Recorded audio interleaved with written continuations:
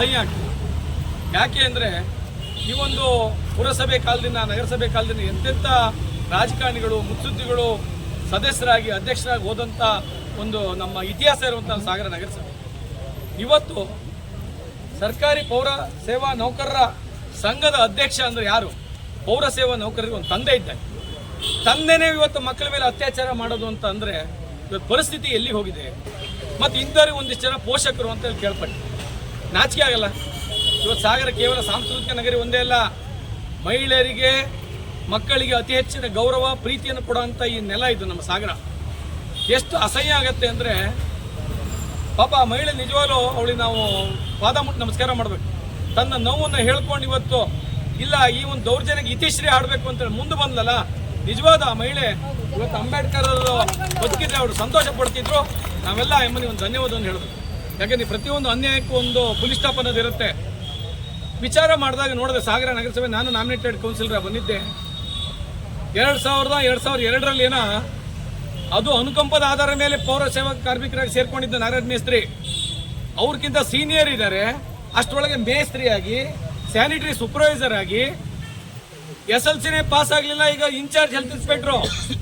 ಅಯ್ಯೋ ಭಗವಂತ, ಎಲ್ಲಿ ಹೋಗಿದೆ ಕಾನೂನು ಕಟ್ಲೆಗಳು? ಯಾವ್ದು ಇಲ್ವಾ? ಜಿಲ್ಲಾಧಿಕಾರಿಗಳೇ ಯಾರು ನಮ್ಮ ಈ ಹೊಸದಾಗಿ ಬಂದಂಥ DC ಅವರು DML ಡೈರೆಕ್ಟರ್ ಆಗಿದ್ದಂಥವ್ರು ಕಟ್ಟಿ ಸಾಹೇಬ್ರೆ, ದಯಮಾಡಿ ತಾವು ಸಾಗರ ನಗರಸಭೆ ವಿಶೇಷ ಕಾಳಜಿ ವಹಿಸ್ರಿ. ಇಲ್ಲಿನ ಏನಾಗ್ತಿದೆ ಭ್ರಷ್ಟಾಚಾರ ಆಗಿರ್ಬೋದು ಅಥವಾ ಈ ಥರದ ಒಂದು ಏನು ಮಹಿಳೆಯರ ಮೇಲೆ ದೌರ್ಜನ್ಯಗಳನ್ನು ತಾವು ಗಮನಿಸಿ ಆ ವ್ಯಕ್ತಿಯನ್ನು ಕೂಡಲೇ ಅಮಾನತಲ್ಲಿ ಇಡಬೇಕು. ಮೊದಲು ಅಮಾನತಲ್ಲಿಟ್ಟು ತನಿಖೆ ಮಾಡಬೇಕು ತಾವು ಕೂಡಲೇ. ಇವತ್ತು ಹೋರಾಟಗಾರರು ಹೇಳ್ದಂಗೆ DC ಅವರು ಸ್ಥಳಕ್ಕೆ ಆಗಮಿಸಲೇಬೇಕು. ಇದರಿಂದ ಕೇವಲ 8ರಿಂದ 10 ತಿಂಗಳ ಹಿಂದೆ ಒಬ್ಬ ಸೀನಿಯರ್ ಹೆಲ್ತ್ ಇನ್ಸ್ಪೆಕ್ಟರ್ ಇದ್ದಾರೆ, ಅವ್ರಿಗೆ ಹೊಡೆದಿರೋ ವಿಡಿಯೋಗಳು ಅಲ್ದಾಡ್ತಾ ಇದೆ. ಇವತ್ತು ನಿನ್ನೆ ನೋಡಿದ್ವಿ, ನಿಜವಾಗ್ಲೂ ಭಾರಿ ದುಃಖ ಆಯಿತು. ಅಂದ್ರೆ ಏನಿದು ಸಾಗರ ನಗರಸಭೆ ಅಂದರೆ ಇಲ್ಲಿ ಗೂಂಡಾ ರಾಜ್ಯ ಆಗ್ತಿದೆಯಾ ಅಂತ. ಕಮಿಷನರ್ ಅವರು ನಾಗಪ್ಪನವರು ಎಲ್ಲ ಇವ್ರ ಬಗ್ಗೆನೂ ಎಲ್ಲ ಸಿಬ್ಬಂದಿಗಳ ಬಗ್ಗೆ ಪ್ರೀತಿ ವಿಶ್ವಾಸನ ನೋಡ್ಕೊತಾ ಇದ್ದಾರೆ. ಆದರೆ ಯಾಕೆ ಈ ಥರ ಕಟ್ಟುನಿಟ್ಟ ನೋಡ್ತಾ ಇಲ್ಲ?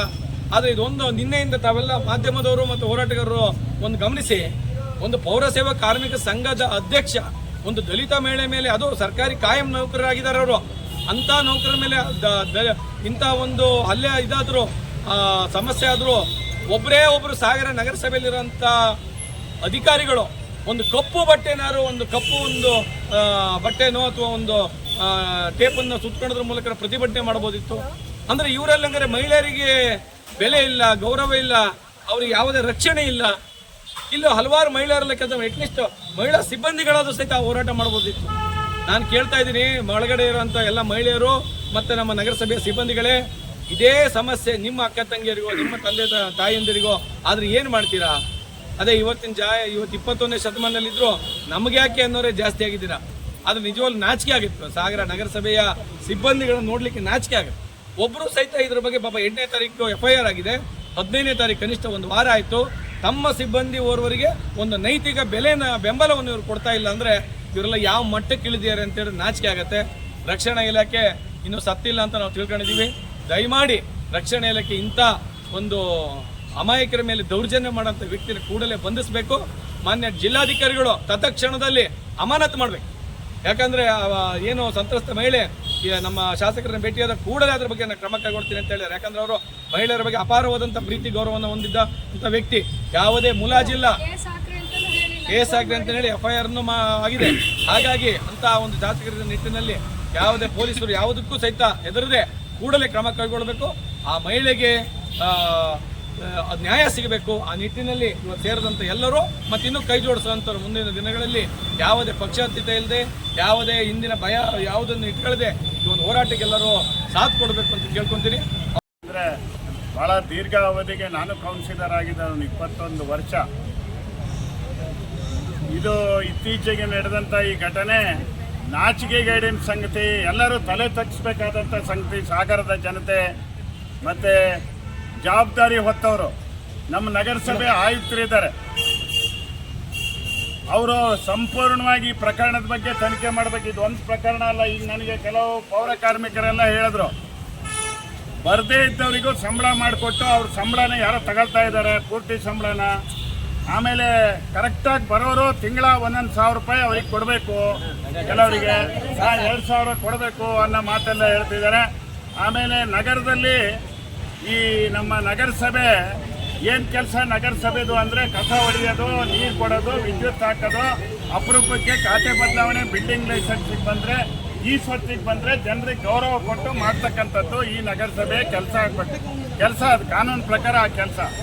ಆದರೆ ಈಗ ನಗರಸಭೆ ಅಂದರೆ ಸಾರ್ವಜನಿಕರಿಗೆ ಅಗೌರವ ಮಾಡೋದು, ಅನಾವಶ್ಯಕವಾಗಿ ಅವರಿಗೆ ಕೆಲಸ ಮಾಡೋದಕ್ಕೆ ವಿಳಂಬ ಮಾಡೋದು, ಕೆಲವರು ಲಂಚನೂ ಕೊಡೋ ತನಕ ಅವರು ಮಾತಾಡದೇ ಇರೋದು, ಇದೆಲ್ಲ ನೋಡಿದ್ರೆ ಇದು ಪುರಸಭೆ ನಗರಸಭೆ ವ್ಯಾಪ್ತಿ ಜನರಿಗೆ ಪೀಡಕ ಸಂಸ್ಥೆ ಆಗಿದೆ. ನಗರಸಭೆ ಅಂದರೆ ಪೀಡಿಸೋದು, ಪೀಡೆ, ಇದೊಂಥರ ಪೀಡೆ ಕಾಡ್ತತೆ ಅಂತಾರಲ್ಲ, ಆ ಥರ ಇವತ್ತು ನಗರಸಭೆ ಕಾಡ್ತಾ ಇದೆ. ಇದು ಬರೀ ಸಣ್ಣ ವಿಚಾರ ಅಲ್ಲ. ಇದನ್ನ ನಮ್ಮ ಆಯುಕ್ತರು ಇರ್ಬೋದು, ನಮ್ಮ ಶಾಸಕರು ಇವತ್ತು ಬಂದಿದ್ದಾರೆ ಬೆಂಗಳೂರಿಂದ. ಅವ್ರು ಕೂಡಲೇ ಸಾರ್ವಜನಿಕರು ಇಲ್ಲಿ ಏನು ಪ್ರತಿಭಟನೆ ಮಾಡಿದ್ದಾರೆ, ಜನಸಾಮಾನ್ಯರ ಅಭಿಪ್ರಾಯವನ್ನು ಪಡೆದು ತಕ್ಕ ಶಿಕ್ಷೆ, ಯಾರು ತಪ್ಪು ಮಾಡಿದ್ದಾರೆ ಅವ್ರಿಗೆ ಶಿಕ್ಷೆಯನ್ನು ಕೊಡ್ತಕ್ಕಂಥ ಕೆಲಸವನ್ನ ಮಾಡಲೇಬೇಕು. ನಾರಿ ನೆಲೆಸಿರ್ತಾಳೋ ಅಲ್ಲಿ ದೇವರು ನೆಲೆಸಿರ್ತಾರೆ ಅಂತಾರೆ. ಎಲ್ಲಿಗೆ ಹೋಯ್ತ್ರಿ ಆ ಸಂಸ್ಕೃತ? ಇದು ಎಲ್ಲೂ ಇಲ್ಲ. ಈ ಹೆಣ್ಮಕ್ಳಿಗೆ ಇಲ್ಲಿ ನ್ಯಾಯ ಇಲ್ಲ. ಸಂವಿಧಾನ ತಂದಂತ ಈ ದೇವ್ರ ಮುಂದೆನೇ ಅನ್ಯಾಯ ನಡೀತಿದೆ ಅಂದಮೇಲೆ ನಾವೆಲ್ಲಿ ಹೋಗ್ಬೇಕು? ನಮ್ಮ ಕೂಗನ್ನ ಯಾರು ಆಲಿಸ್ತಾರೆ? ಆ ರೌಡಿ ಈ ತರ ಓಡಾಡ್ತಾ ಇದ್ದಾರೆ ಗೂಳಿಯಾಗಿ. ಅಂದ್ರೆ ಇಲ್ಲಿ ಕೃಷ್ಣ ಕೆಫೆಯಲ್ಲಿ ಟೀ ಕುಡಿತಾ ಇದಾರಂತೆ, ಅಲ್ಲಿ ಗಾಂಧಿ ಮೈದಾನದಲ್ಲಿ ಹೋರಾಡ್ತಿದಾರಂತೆ ಅನ್ಯಾಯ ಬಿಸ್ಕಿ. ಅವ್ರನ್ನ ಇನ್ನೂ ನೀವು ಬಂಧಿಸಿಲ್ಲ ಅಂದ್ರೆ ಕಾನೂನು ಎಲ್ಲಿಗೆ ಹೋಗಿದೆ? ಹಾಗಾದ್ರೆ ನಮಗೆ ಎಲ್ಲಿದೆ ಹಂಗಾರೆ ಇದು ಸ್ವಾತಂತ್ರ್ಯ ಎಲ್ಲಿದೆ? ಗಾಂಧೀಜಿ ಅವರು ಹೇಳಿದ್ ಕರೆಕ್ಟ್. ಯಾವಾಗ ಈಗ ನಮ್ಮ ದೇಶಕ್ಕೆ ಸ್ವಾತಂತ್ರ್ಯ ಅಂದ್ರೆ 12 ಗಂಟೆ ರಾತ್ರಿ ನಮ್ಮ ದೇಶದ ಹೆಣ್ಣು ಮಗಳು ಯಾವ ರೀತಿಯಲ್ಲಿ ಹೋಗಿ ಅದೇ ರೀತಿಯಲ್ಲಿ ವಾಪಸ್ ಆಗ್ತಾರೆ, ಅಂದು ಅವತ್ತು ಸ್ವಾತಂತ್ರ್ಯ ಅಂತ ಹೇಳಿದೆ. ಅದು ನಿಜವಾಗ್ಲೂ ಸತ್ಯ. ಅಲ್ಲಿವರೆಗೂ ನಮಗೆ ಸ್ವಾತಂತ್ರ್ಯ ಬಂದಿಲ್ಲ. ಇಂಥ ಗೂಂಡಾಗಳನ್ನೆಲ್ಲ ನಾವಿಲ್ಲಿ ಸಾಕ್ತಿದೀವಿ ಅಂತಂದ್ರೆ ಎಲ್ಲಿವರೆಗೂ ಇದು ತಡೆನೇ ಇಲ್ವಾ? ಹಾಗಾದ್ರೆ ಅವ್ರಿಗೆ ಇಷ್ಟು FIR ಆಗಿ 3 ದಿವಸ ಆಗಿದೆ, ಅದಕ್ಕೆ ಬಂಧಿಸಿಲ್ಲ, ಅವರಿಗೆ ಹುದ್ದೆಯಿಂದ ಅಮಾನತುಗೊಳಿಸಿಲ್ಲ ಅಂದಮೇಲೆ ನಾವ್ ಎಲ್ಲಿಗೆ ಹೋಗ್ಬೇಕು? ಹಾಗಾದ್ರೆ ಈಗ ನಮಗೂ ಭಯ ಹುಡ್ಸ್ತಾ ಇದೆ. ನಾವು ನಗರಸಭೆಗೆ ಯಾವ ತರ ಈ ಜನರದು ಒಂದು ಇದನ್ನ ತಂದ್ಬಿಟ್ಟು ಲಿಂಗಪ್ಪ ಕೆಲಸ ಮಾಡ್ಸೋಣ ಅನ್ನಷ್ಟು ಇದಾಗಿದೆ. ಅವರು ಒಂದು SLC ಪಾಸ್ ಆಗಿಲ್ಲ ಅಂತವ್ರನ್ನ ಹೆಲ್ತ್ ಇನ್ಸ್ಪೆಕ್ಟರ್ ಮಾಡಿದ್ದಾರೆ ಅಂತಂದ್ರೆ ಇದು ಯಾವ ತರ ಮರ? ಎಜುಕೇಶನ್ ಇದ್ರು ಒಂದೇ, ಇಲ್ದಲ್ಲ ಇದ್ರು ಒಂದೇ, ಯಾರು ಬೇಕಾದ್ರೂ ಏನಾದ್ರೂ ಆಗ್ಬೋದು. ಹಂಗಾದ್ರೆ ಇದು ನಾನು ಕೂಡ ತುಂಬಾನೇ ಖಂಡಿಸ್ತೀನಿ. ಈ ಒಂದು ಹೋರಾಟಕ್ಕೆ ನಮ್ಮ ಕೈನೂ ಕೂಡ ಇದೆ. ಯಾಕಂದ್ರೆ ಇಲ್ಲಿ ನಮ್ಮ ಪಕ್ಷಾತೀತವಾಗಿ, ಜಾತ್ಯತೀತವಾಗಿ ಎಲ್ಲರೂ ಸೇರಿದೀವಿ. ಎಲ್ಲ ಪ್ರಗತಿಪರ ಒಕ್ಕೂಟ ಸಂಘಟನೆಗಳಿಗೂ ಹಾಗೂ ದಲಿತ ಸಂಘರ್ಷ ಒಕ್ಕೂಟಗಳಿಗೂ ಕೂಡ ನಾನು ನಾಳೆ 12 ಹೆಣ್ಮಕ್ಳು ಹೋಗ್ತಾರೆ. ಇದು ಒಂದೇ ಹೆಣ್ಣು ಮಗಳ ಕತೆ ಅಲ್ಲ ರೀ. ಇದ್ರಿಂದ ಸುಮಾರು 100 ಹೆಣ್ಮಕ್ಳು ಇದ್ದಾರೆ, ಅವ್ರು ಯಾರು ಬಂದಿಲ್ಲ. ಯಾಕೆ ಅಂತಂದ್ರೆ ಎಷ್ಟೇ ಧೈರ್ಯ ಹೇಳ್ಬೋದು, ನೀನ್ ಬಾರಮ್ಮ ನೀ ಹೇಳು ಅಂತ, ಆದ್ರೆ ಆ ಹೆಣ್ಮಕ್ಳ ಮೇಲೆ ಬೆರಳು ಮಾಡ್ತಾರೆ.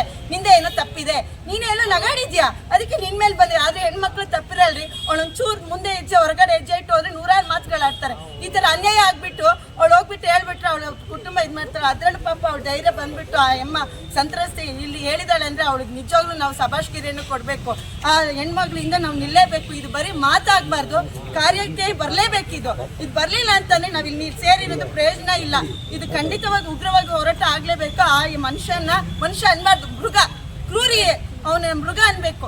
ಆ ಕ್ರೂರಿಯನ್ನ ಬಂಧಿಸಿ ಅಮಾನತುಗೊಳಿಸ್ಬೇಕು. ಈ ಅವಕಾಶಕ್ಕಾಗಿ ನಾನು ಧನ್ಯವಾದವನ್ನ ತಿಳಿಸ್ತೇನೆ.